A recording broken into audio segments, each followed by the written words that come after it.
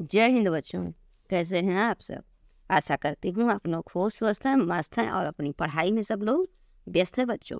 तुम्हारी कक्षा 9 के जो अच्छे नन्हे मुन्ने प्यारे बच्चे, उन बच्चों के लिए हम ये जो केदारनाथ जी द्वारा रचित बच्चा अच्छा होता है ना, बच्चा अच्छा होता, ये कविता हमने जो पढ़ लिया था, इससे संबंधित क्वेश्चन आंसर आज हम हल करेंगे। और बच्चों क्वेश्चन आंसर के साथ साथ बहुत सारी चीज़ों को और भी हम डिस्कशन करते हुए चलेंगे, व्याख्या करते हुए चलेंगे। तो बच्चों आप पूरे कंसंट्रेशन से क्वेश्चन हल करना प्रारंभ कर दीजिए। आपके परीक्षा में यही से सब प्रश्न आएंगे बच्चों, कोई कठिन बहुत प्रश्न नहीं आएगा।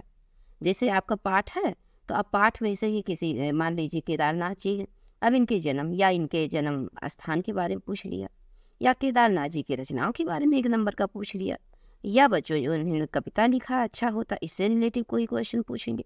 बस यही सबसे घुमा फिरा के प्रश्न आएंगे बच्चों। आप जानते हैं कि आपकी परीक्षा में कुल 20 अंक ऑब्जेक्टिव आएंगे। ऑब्जेक्टिव मतलब समझते हैं बच्चों, ये जो आपके सामने ये जो प्रस्तुत करें हैं, इस प्रकार से क्वेश्चन आएंगे। ऑब्जेक्टिव इसी क्वेश्चन को कहते हैं। तो ऐसे क्वेश्चन आएंगे। अब जब आप पढ़े रहेंगे तो किसी भी आंसर पे फट से सही ऐसे टिक लगा के चल देंगे, आगे बढ़ जाएंगे इसी तरह से। लेकिन बच्चों ये आसान तब लगेगा जब आप पढ़े रहेंगे, निरंतर दोहराए रहेंगे। तो आइए बच्चों जुड़िए और इसका पूरा पूरा फोकस कीजिए। क्यों? क्योंकि आपका परीक्षा नज़दीक है और आपको 90+ नंबरों से पास होना। आप ये दिमाग में बना लीजिए बच्चों। अपन का जो भी है आपके नंबर, आपके परीक्षा में 70 नंबर आ रहे हैं तो आपको 70 में 70 लाने का पूरा प्रयास करना चाहिए, जिससे कि आप उसके आसपास पहुंच जाएं और उतना लगन से परिश्रम कर से और अपनी मेहनत के बल पर आप नंबर ला सकते हैं। आप ठान लेंगे तो आप कुछ भी कर सकते हैं बच्चों। और सबसे पहले अपने मन में विश्वास अवश्य बनाए रखिएगा बच्चों। चलिए आगे बढ़ते हैं। आगे बढ़ने से पहले आपसे छोटी सी रिक्वेस्ट बच्चों। जी हाँ बच्चों, आप जानते हैं चैनल को सब्सक्राइब कर लीजिए और वीडियो को लाइक भी किया कीजिए बच्चों। और इस वीडियो को अन्य फ्रेंड सर्कल में, अपने मित्रों में, अपने रिलेशन में जो बच्चे पढ़ते हों उन तक शेयर अवश्य किया कीजिए बच्चों। आप जुड़े हुए हैं लक्ष्य हिंदी क्लास चैनल किरण मैम के साथ। तो बच्चों इस चैनल के माध्यम से निरंतर हम कक्षा 9, 10, 11 और 12 के जो हिंदी विषय हैं, संपूर्ण पाठ्यक्रम को डे बाई डे निरंतर प्रोवाइड करें रोजाना। और आप निरंतरता, इसीलिए बच्चों ये रीजन है कि आप निरंतरता बनाएं, क्योंकि हम वीडियो रोजाना आपको प्रोवाइड करेंगे तो आप रोजाना पढ़ेंगे और रोजाना पढ़ते पढ़ते आपकी हैबिट में आ जाएगा कि आप हिंदी विषय को भी लेके चलें। क्योंकि बच्चों हमारा हिंदी विषय अगर स्ट्रॉन्ग रहा ना तो हम और भी विषय को अच्छे से कर पाएंगे, क्योंकि पढ़ना लिखना समझना सब कुछ हमारी हिंदी भाषा में ही होता है। तो आइए बच्चों अब हम पढ़ते हैं और व्याख्या पे आप फोकस कीजिएगा। आंसर तो आपकी पुस्तक में दिया ही है, पर यहाँ पर बच्चों व्याख्या के उद्देश्य से हम पढ़ा रहे हैं क्वेश्चन को लेकर। तो आइए पहला क्वेश्चन हम लोग देखते हैं। केदारनाथ अग्रवाल का जन्म स्थान। अब आपसे हमने कहा था कि जन्म स्थान, इनका जन्म स्थान हो गया, जन्म पूछ रहा है यहाँ पर। तो आपको जन्म स्थान, मृत्यु, इनके माता पिता का नाम, इनकी भाषा शैली, इनकी रचनाओं को हमने जिक्र किया था। आप जानते हैं इनका जन्म 1 अप्रैल हुआ था, 1 अप्रैल 1911 ईस्वी में हुआ था। तो बच्चों ये आपका हो जाता है सही आंसर। लेकिन बच्चों साथ ही साथ हम मृत्यु भी इनका देखते चलते हैं कि किस सन में इनका स्वर्गवास हुआ था। तो 22 जून को बच्चों, कब हुआ था? 22 जून 2000 में हुआ था बच्चों।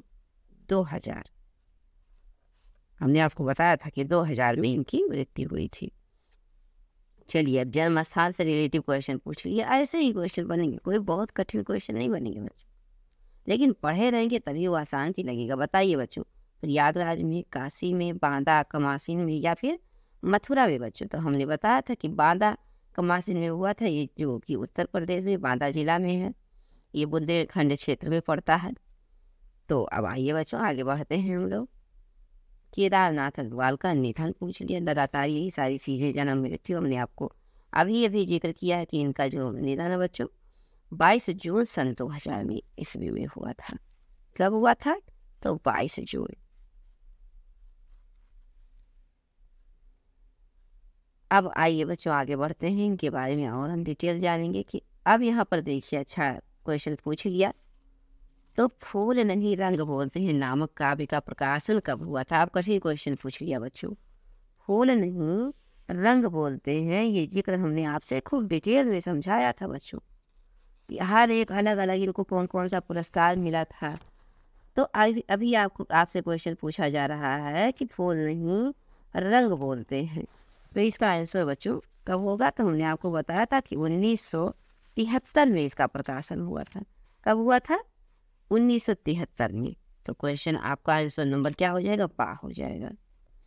अब आगे फिर देख लेते हैं बच्चों, इन्होंने 1963 से 70 तक सरकारी वकील रहे हैं ये। कब तक? कब से कब तक? 1963 से 70 तक। और फिर 72 में बादा में अखिल भारतीय प्रगतिशील लेखक संघ के सम्मेलन इन्होंने किया। और फिर 1973 में इन्होंने फूल नहीं रंग बोलते हैं इस काव्य संकलन का प्रकाशन भी किया। और 1981 में बच्चों उत्तर प्रदेश हिंदी संस्थान ने पुरस्कृत और सम्मानित भी इनको किया। तो ऐसे क्वेश्चन बन सकता है क्या? और ये भी क्वेश्चन बन सकता है बच्चों कि जो आपकी कविता है अच्छा होता, ये किस काव्य संग्रह से लिया गया? तो आप बताएंगे कि अपूर्वा काव्य संग्रह से लिया गया है। इस तरह से क्वेश्चन बन सकते हैं बच्चों। तो आइए अब हम आगे बढ़ते हैं। इनको तुलसी सम्मान द्वारा भी सम्मानित किया गया, साहित्य अकादमी पुरस्कार भी इनको प्राप्त हुआ है। तो अब देखिए बच्चों आ गया, अब इनके रचनाकार के बारे में पूछ लिए कि ये क्या कहते हैं, अच्छा होता कविता के रचनाकार कौन है? तो आप जानते हैं कि सीधा सीधा केदारनाथ। अब देखिए बच्चों कन्फ्यूजन हुआ ना कि केदारनाथ सिंह है या केदारनाथ अग्रवाल हैं। अच्छा होता, अच्छा कौन? अग्रवाल। आ से अच्छा, आ से अग्रवाल। ये देखिए, ये से पकड़ लीजिएगा बच्चों। अच्छा होता कविता अग्रवाल की, अर्थात केदारनाथ अग्रवाल की है, केदारनाथ सिंह की नहीं है बच्चों, ध्यान दीजिएगा। चलिए अब आगे बढ़ते हैं। अच्छा होता नामक कविता केदारनाथ अग्रवाल के किस काव्य संग्रह से लिया गया? देखिए बच्चों अभी हमने आपसे जिक्र किया था। ऐसे क्वेश्चन बन जाते हैं। अपूर्वा से, युग की गंगा से, नींद के बादल से, पंख और पतवार से, ये सभी इनकी रचनाएं हैं। इसको आप याद कर लीजिए, ये सभी इनकी रचनाएं हैं बच्चों। तो अपूर्वा से लिया गया है ये कविता। अच्छा होता कविता बच्चों अपूर्वा से लिया गया है। अब दूसरा क्वेश्चन पूछ लिया कि केदारनाथ सितार संगीत की रात कविता के रचनाकार हैं। देखिए केदारनाथ सिंह, केदारनाथ अग्रवाल, भवानी प्रसाद, शमशेर बहादुर सिंह। अभी आपने देखा है सारी चीज़ें बात हो रही हैं, चर्चा हो रही है केदारनाथ सिंह अग्रवाल जी के द्वारा। तो अच्छा होता कविता और सितार संगीत अग्रवाल जी की, केदारनाथ अग्रवाल जी की है। अब देखिए आगे बच्चों, अपूर्वा काव्य संग्रह, अपूर्वा काव्य संकलन पर केदारनाथ अग्रवाल को कौन सा पुरस्कार मिला था? तो अब देखिए बच्चों कौन सा पुरस्कार मिला था? तो कौन सा पुरस्कार मिला था? साहित्य अकादमी पुरस्कार मिला था। देखिए चारों ऑप्शन सामने होने चाहिए। तो देखिए बच्चों साहित्य अकादमी पुरस्कार इनको अपूर्वा पर मिला था। देखिए हमने अभी जिक्र किया कि इनको 1987 में साहित्य अकादमी पुरस्कार मिलता है। किसके लिए मिलता है? तो जो अपूर्वा है उसके लिए सम्मानित किया जाता है बच्चों। चलिए आगे बढ़ते हैं।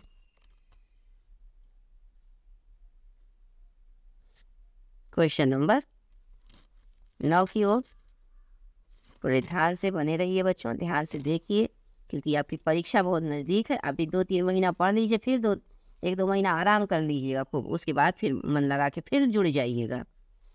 तो अब चलते हैं बच्चों। देखिए हर्ष का हंस में कौन सा अलंकार है? तो बच्चों यहाँ पर देखेंगे आप तो अनुप्रास अलंकार ज़्यादा आता है क्योंकि हा वर्ण की आवृत्ति हुई है। देखिए 2 बार हा वर्ण आए हैं, इसलिए ये है बच्चों अनुप्रास अलंकार। चलिए आगे हम बढ़ते हैं आपकी क्वेश्चन आंसर की श्रृंखला में बच्चों। तो देखते 10 नंबर का क्वेश्चन पढ़ते हैं। केदारनाथ अग्रवाल किस धारा के कवि हैं? बहुत सुंदर क्वेश्चन है, इम्पोर्टेंट भी है बच्चों। समकालीन विचारधारा के या फिर समकालीन चारा लिखा है बच्चों, यहाँ पर विचारधारा होना चाहिए।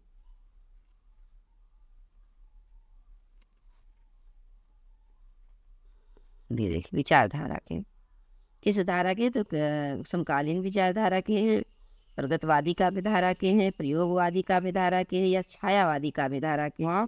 क्वेश्चन नंबर 10 को देखिए बच्चों, पूरा फोकस कीजिए इस पे। तो यहाँ पर दिया गया है बच्चों कि जो आपका क्वेश्चन नंबर समकालीन धारा के हैं, समकालीन विचारधारा के हैं ये।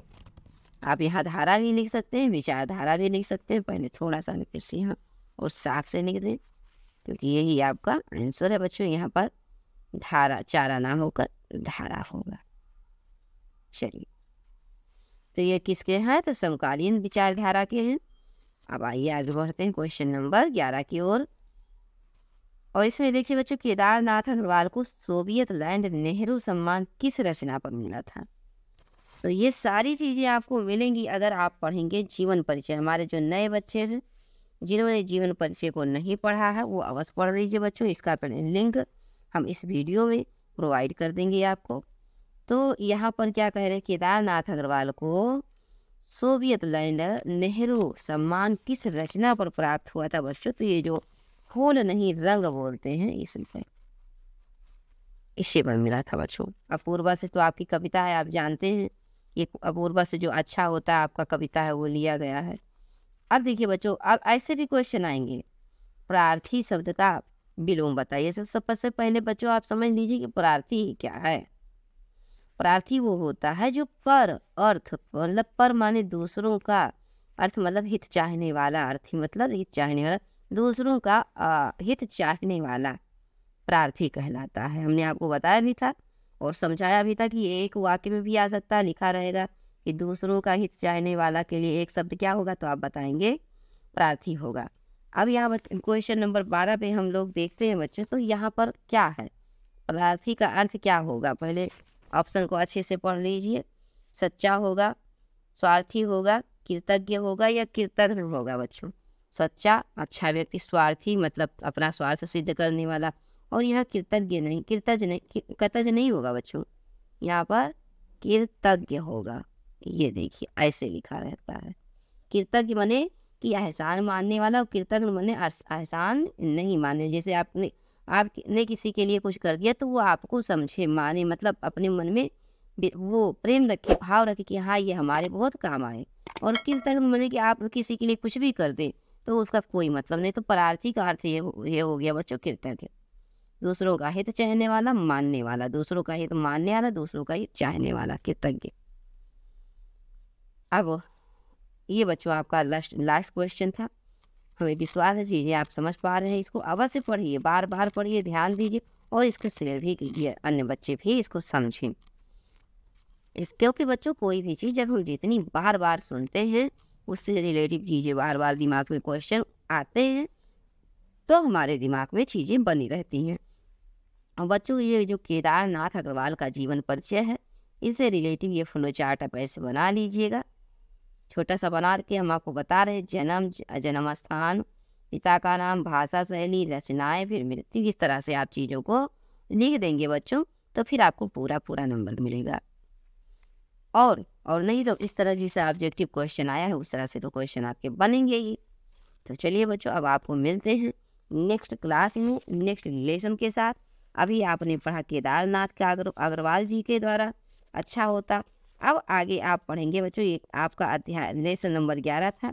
अब आप पढ़ेंगे लेसन नंबर 12 जो कि शिव मंगल सिंह सुमन जी का है और इनके द्वारा रचित हम युगवाणी को पढ़ेंगे। तो चलिए बच्चों, मिलते हैं आपको नेक्स्ट क्लास में।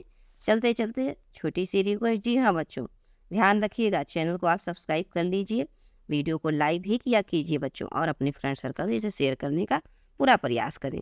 जय हिंद बच्चों।